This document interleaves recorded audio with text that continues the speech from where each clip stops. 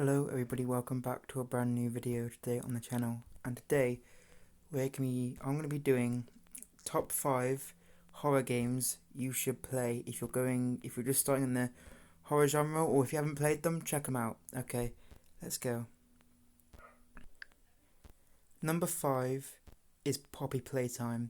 I think Poppy Playtime is actually a really good game series, or game trilogy really, that is just full of surprises. And if you're new to the horror genre, I really do recommend this game. There are 3 chapters so far, and I personally recommend all 3 of them.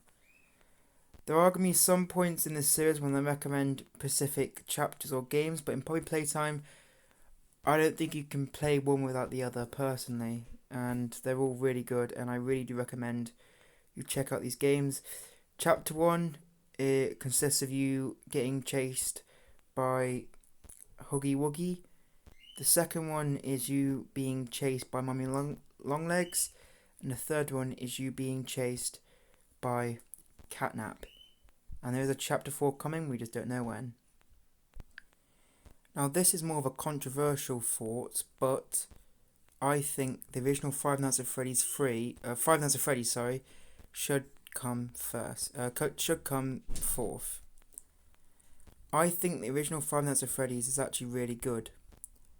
If I had one to say that you should play, it'd probably be the first one, just because it's a start and it's got so much nostalgia, and you just want to start playing it. It is really fun.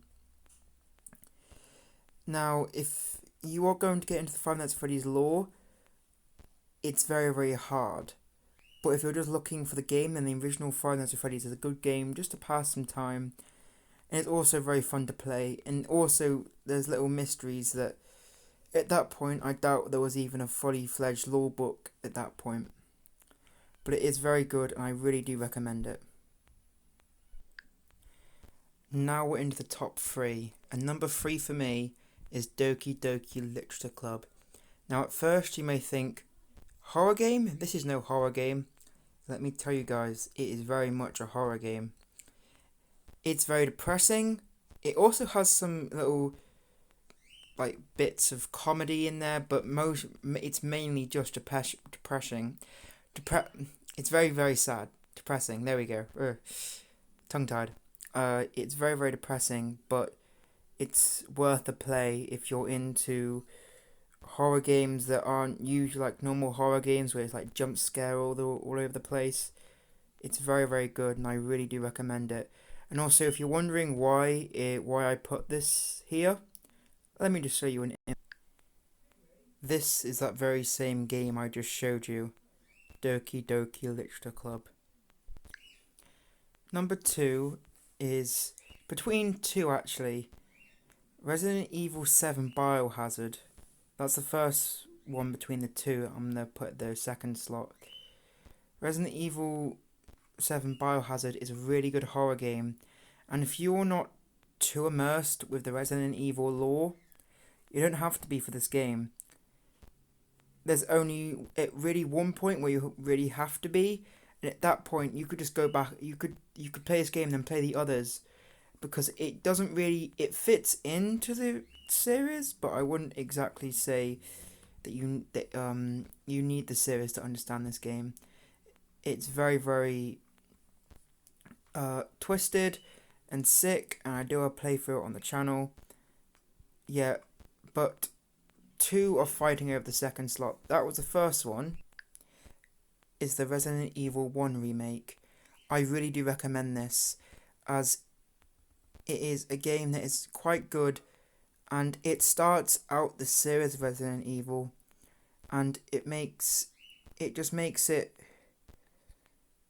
starts out the series and starts out all the story, and I just recommend it if you're not, again, too much into the Resident Evil series and just want to start out playing Resident Evil.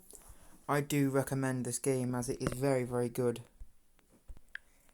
At number 1, we have my favourite game, Little Nightmares. I do recommend playing the original Little Nightmares. It's very good. Now, if you don't know, but on this channel, the game I play the most, I think, probably, or the game that I associate the channel with, is Little Nightmares. Now, if you don't know, again, the whole reason this channel exists is because I watched a playthrough of Little Nightmares, and I just loved the game so much I had to play it myself. And then when Little Nightmares 2 came out, I was very excited for that, and then from there it started my entire horror sort of love.